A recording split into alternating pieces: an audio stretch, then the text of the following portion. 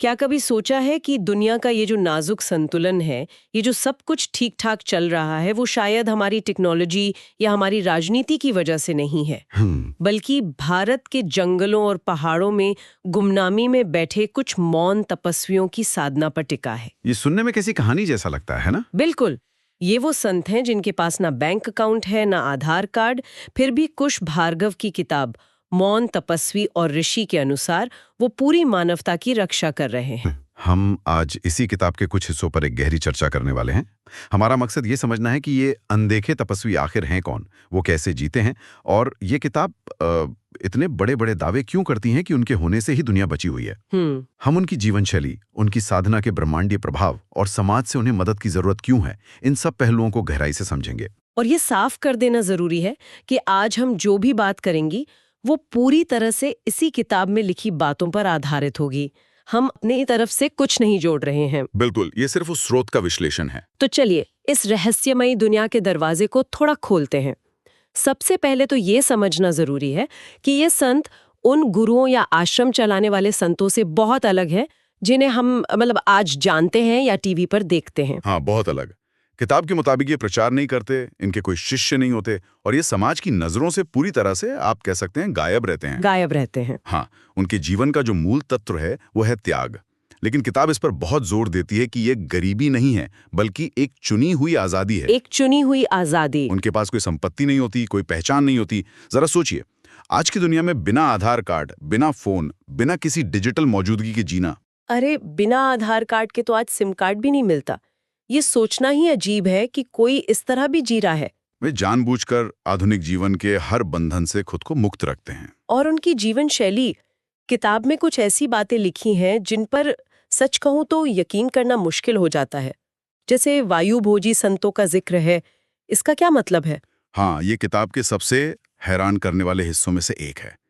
वायु भोजी का मतलब है वो जो सिर्फ हवा पर जीते हैं। सिर्फ हवा पर? हाँ, किताब की अवधारणा के अनुसार ये सामान्य तर्क से परे है। इसके पीछे प्राण की धारणा है, यानी जीवन ऊर्जा जो हवा में, पानी में, हर जगह मौजूद है। अच्छा। इन योगियों की साधना का स्तर इतना ऊंचा होता है कि वो अपने शरीर को सीधे प्राण से पोषण देना सीख जाते हैं। उन्हें भोजन की जरूरत ही नहीं रहती। एक मिनट, मतलब सच में सिर्फ हवा पर जिंदा रहना?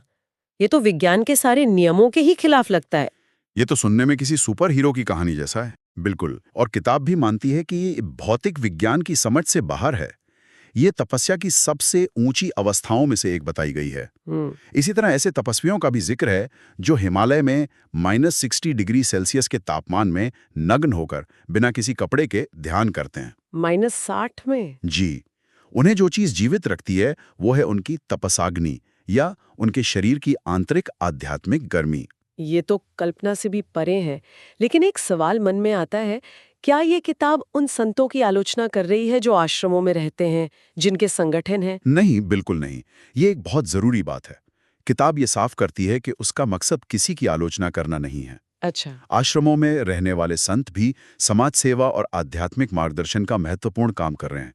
इस किताब का पूरा ध्यान केवल उन बेहद दुर्लभ, उंगलियों पर गिने जा सकने वाले वनवासी तपस्वियों पर है। तो एक बहुत ही खास और छोटी सी जमात है ये। हाँ? जिन्होंने सचमुच में धन, आराम, प्रसिद्धि और पहचान का पूरी तरह से त्याग कर दिया है। ठीक है, तो ये इतने दुर्लभ और छिपे हुए हैं, तो फिर ये रहते कहाँ हैं? अगर ये आश्रमों में नहीं रहते तो इनका ठिकाना क्या है? क्या किताब इस बारे में कुछ बताती है? हाँ, बताती है। किताब के अनुसार ये संत भारत की कुछ सबसे पवित्र और ऊर्जावान जगहों पर रहते हैं, लेकिन वहां भी भीड़-भाड़ से दूर। जैसे कि? जैसे वृंदावन के गुप्त कुंजों में, जहां आम आदमी नहीं पहुंच सकता। गिरनार पर्वत की घनी गुफाओं में, जहां जंगली जानवरों का बसेरा है। ओह! हिमालय में केदारनाथ और बद्रीनाथ के भीतरी दुर्गम इलाकों में, और नर्मदा परिक्रमा के सुनसान जंगलों वाले मार्गों पर। वो जानबूझकर ऐसी जगह चुनते हैं जहां प्रकृति अपने सबसे असली और जंगली रूप में हो। तो मान लीजिए कोई उन इलाकों में ट्रैकिंग के लिए गया और किसी ऐसे संत से सामना हो गया, तो कोई उन्हें पहचानेगा कैसे? वो कोई खास कपड़े तो पहनते नहीं होंगे, या उनके पास कोई पहचान पत्र तो होगा नहीं। ये बहुत अच्छा सवाल है, और किताब इसी के लिए कुछ सुनहरे नियम बताती है जो बहुत दिलचस्प हैं। अच्छा। सबसे बड़ा और सबसे पक्का नियम है पैसा। एक सच्चा तपस्वी कभी भी पैसे को हाथ नहीं लगाता, चाहे वो किसी भी रूप में दिया जाए। कैश, चेक या डिजिटल ट्रांसफर। कभी भी नहीं। कभी भी नहीं। किताब में एक लाइन है, पैसा तपस्या पर लगे सबसे बड़े धब्बे की तरह है। ये दिलचस्प है। आज के जमाने में तो धर्म भी एक बहुत बड़ा उद्योग बन गया है और यहाँ बात हो रही है पैसे को छूने तक से परहेज करने की। पर क्यों? क्या किताब बताती है कि वैसा क्यों करते हैं? हाँ, किताब के अनुसार पैसा अपने साथ अपेक्षाएं, लेन देन की भावना और एक तरह का भौतिक बंधन लेकर आता है। सही बात है। तपस्या का लक्ष्य ही इन सभी बंधनों से पूरी तरह मुक्त होना है। जैसे ही पैसा बीच में आता है, ऊर्जा का प्रवाह शुद्ध नहीं रहता, एक सांसारिक लेन देन शुरू हो जाता है। इसीलिए ये सबसे पहला और सबसे कठोर नियम है। और क्या पहचाने हैं? कुछ और भी स्पष्ट संकेत हैं। वे प्रचार से कोसों दूर रहते हैं, मिनिमल जीवन जीते हैं, शायद शरीर पर 1 या 2 कपड़े और पानी पीने के लिए एक मिट्टी का बर्तन। बस। हाँ, बस। उनके पास कोई आधुनिक गैजेट्स, फोन या टॉर्च तक नहीं होती। वे प्रकृति के इतने करीब रहते हैं कि अक्सर नंगे पैर ही कांटों, पत्थरों और यहाँ तक कि बर्फ पर भी चलते हैं। अरे वाह! और फिर एक बहुत ही सूक्ष्म पहचान है जिसे सिर्फ महसूस किया जा सकता है। वो क्या है? उनकी उपस्थिति में महसूस होने वाली शांति। किताब में लिखा है, एक असली संत को कुछ साबित नहीं करना पड़ता, उसकी शांति आप पास खड़े होकर ही महसूस कर लेंगे। उनकी मौजूदगी में आपका मन अपने आप शांत होने लगता है, गुस्सा या बेचैनी कम हो जाती है, और सबसे बड़ी बात, वे हमेशा व्यक्ति को भगवान की ओर, उस परम शक्ति की ओर निर्देशित करते हैं, कभी अपनी ओर नहीं। मतलब वो कभी ये नहीं कहेंगे कि मैं कुछ हूँ। कभी नहीं। वे कभी नहीं कहेंगे मेरी पूजा करो या मैं भगवान हूं। वे कहेंगे भगवान को याद करो। तो ये तपस्वी इतने निस्वार्थ और गुमनाम है कि वे अपनी साधना का श्रेय भी नहीं लेते। और यहीं से किताब का सबसे बड़ा, सबसे चौंकाने वाला दावा सामने आता है। और ये इस किताब का केंद्रीय विचार है। दावा है, ऋषियों की तपस्या से पृथ्वी टिकती है। किताब में सूक्ष्म प्रभाव और तपस शक्ति की जो अवधारणा है उसको समझाया गया है। इसके अनुसार जब एक संत गहरे ध्यान में जाते हैं तो वे एक शक्तिशाली आध्यात्मिक ऊर्जा क्षेत्र बनाते हैं। ये ऊर्जा सिर्फ उनके भीतर नहीं रहती, बल्कि बाहर की दुनिया को भी प्रभावित करती है। पर कैसे? क्या इसका कोई ठोस असर होता है? किताब का दावा है कि इसका बहुत ठोस असर होता है। ये ऊर्जा पर्यावरण को शुद्ध करती है, प्रकृति में संतुलन लाती है और दुनिया की सामूहिक नकारात्मकता को खत्म करती है। सामूहिक नकारात्मकता को? हाँ, किताब का तर्क है कि संतुलित वर्षा, शुद्ध हवा और प्रकृति में जो एक सामंजस्य बना हुआ है, उसके पीछे इन ऋषियों की तपस शक्ति एक अनदेखे कारक के रूप में काम कर रही है। ये सोचना ही कितना अलग है। हम दुनिया की समस्याओं का हल टेक्नोलॉजी, राजनीति या अर्थव्यवस्था में ढूंढ रहे हैं, और ये किताब कह रही है कि असली समाधान किसी गुमनाम गुफा में हो रहे मौन ध्यान में छिपा है। ये तो हमारे पूरे मॉडर्न वर्ल्ड व्यू को ही चुनौती देता है। सही बात है। कई लोग इसे अंधविश्वास भी कह सकते हैं। क्या किताब इस दावे को सिर्फ आस्था के आधार पर प्रस्तुत करती है या कोई और तर्क भी देती है? किताब मुख्य रूप से इसे आध्यात्मिक सत्य के रूप में प्रस्तुत करती है, लेकिन वो एक दिलचस्प तुलना भी करती है। हालांकि ये सीधे तौर पर कोई वैज्ञानिक प्रमाण नहीं है। अच्छा। किताब क्वांटम फिजिक्स के नॉन लोकल इन्फ्लुएंस या क्वांटम एंटेंगलमेंट का जिक्र करती है, जिसे आइंस्टाइन ने मजाक में spooky action at a distance कहा था। अच्छा, वो क्या होता है?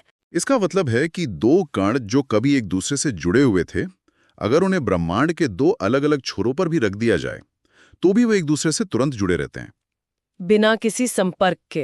हाँ, बिना किसी सिग्नल या भौतिक संपर्क के। एक पर जो असर होता है, उसी पल दूसरे पर भी उसका उल्टा असर होता है। तो किताब का तर्क यह है कि अगर पदार्थ के सबसे छोटे कण ऐसा कर सकते हैं, तो एक योगी की चेतना, जो ऊर्जा का सबसे शक्तिशाली रूप है, वो पूरे ब्रह्मांड को क्यों प्रभावित नहीं कर सकती? वाह! ये एक फिलोसॉफिकल लीप है, वैज्ञानिक तथ्य नहीं, लेकिन ये सोचने पर जरूर मजबूर करता है। वाह!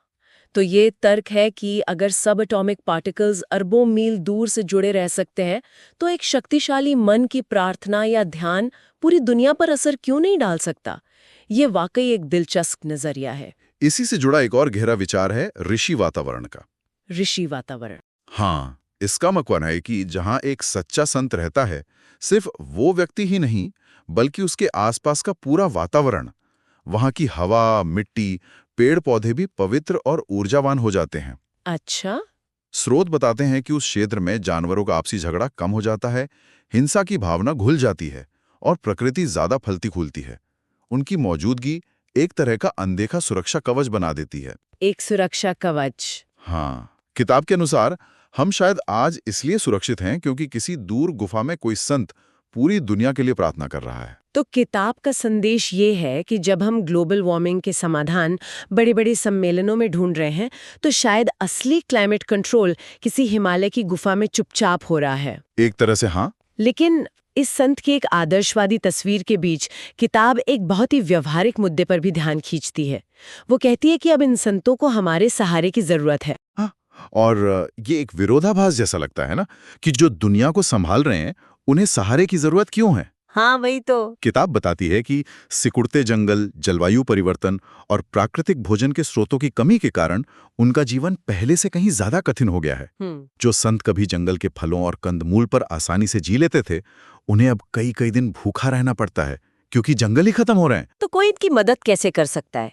आप सीधे जाके उन्हें पैसे तो दे नहीं सकती, वो तो लेंगे नहीं, और किसी भी तरह की मदद उनकी तपस्या में दखलंदाजी जैसी लग सकती है। बिल्कुल, इसीलिए किताब में सेवा के कुछ बहुत ही खास और सम्मानजनक तरीके बताए गए हैं और इस पर जोर दिया गया है कि ये दान या चैरिटी नहीं है, बल्कि एक आध्यात्मिक कर्तव्य है। अच्छा। मदद ऐसी होनी चाहिए जो उनके त्याग के नियमों को न तोड़े, जैसे उन्हें सिर्फ सात्विक भोजन, फल, मेवे, जैविक अनाज ही दिया जा सकता है, पकाया हुआ या मसालेदार भोजन नहीं। लेकिन अगर वो बहुत दूर किसी गुफा में रहते हैं तो उन तक ये सब पहुंचाया कैसे जाए? किताब इसके लिए आधुनिक लेकिन गैर दखलंदाजी वाले तरीके भी सुझाती है, जैसे दूर दराज के इलाकों के लिए ड्रोन से सामान पहुंचाना। ड्रोन से? वाह। हाँ, या फिर उनके रहने के लिए मिट्टी और गोबर की ईंटों से बनी एक छोटी सी प्राकृतिक कुटीर बना देना, जिसमें कोई भी आधुनिक सुविधा जैसे बिजली या पानी का नल न हो। मतलब बस एक बुनियादी आसरा देना। बस मकसद है उन्हें प्रकृति के करीब रखते हुए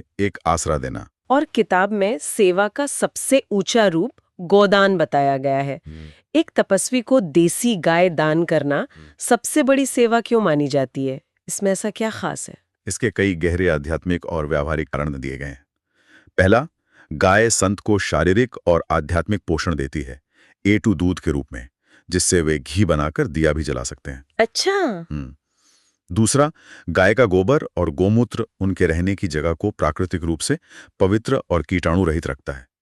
तीसरा, ये जंगली जानवरों से सुरक्षा भी देती है। जानवरों से सुरक्षा? हाँ, कहा जाता है कि जहां देसी गाय होती है वहां बाघ जैसे हिंसक जानवर भी पास नहीं आते। और शायद एक भावनात्मक पहलू भी है। जो संत दशकों से अकेले हैं, उनके लिए गाय एक साथी बन जाती है, एक जीव जिसकी वो देखभाल कर सकते हैं। आपने बिल्कुल सही पकड़ा। ये भावनात्मक साथ बहुत महत्वपूर्ण है। किताब कहती है कि एक संत और एक गाय का मिलन एक जीवित मंदिर का निर्माण करता है। जीवित मंदिर? ये सिर्फ एक जानवर देना नहीं है, ये एक पूरा इकोसिस्टम बनाने जैसा है।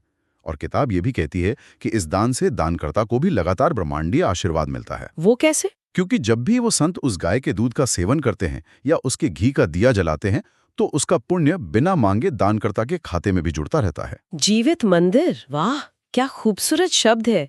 ये पूरी सोच ही सेवा और दान के हमारे सामान्य विचारों से बहुत अलग है।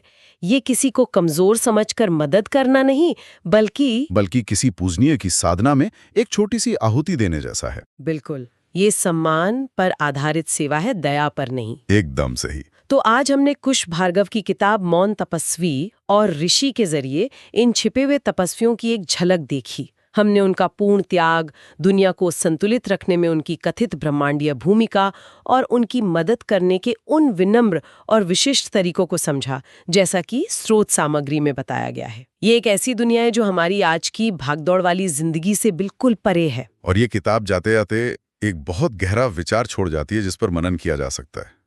एक ऐसी दुनिया में जहां हर कोई दिखना और सुना जाना चाहता है, जहां सोशल मीडिया पर हर कोई अपनी मौजूदगी दर्ज करा रहा है, अपनी एक पहचान बना रहा है, ये सोचना कितना दिलचस्प है कि शायद सबसे बड़ी शक्ति पूरी तरह से गुमनाम रहने और मौन में छिपी हुई है। सही बात है। क्या ये मुमकिन है कि दुनिया का असली संतुलन हमारी तकनीक, हमारी अर्थव्यवस्था और हमारे शोर शराबे से नहीं, बल्कि किसी दूर की गुफा में हो रहे एक शांत गुमनाम ध्यान से बना हो?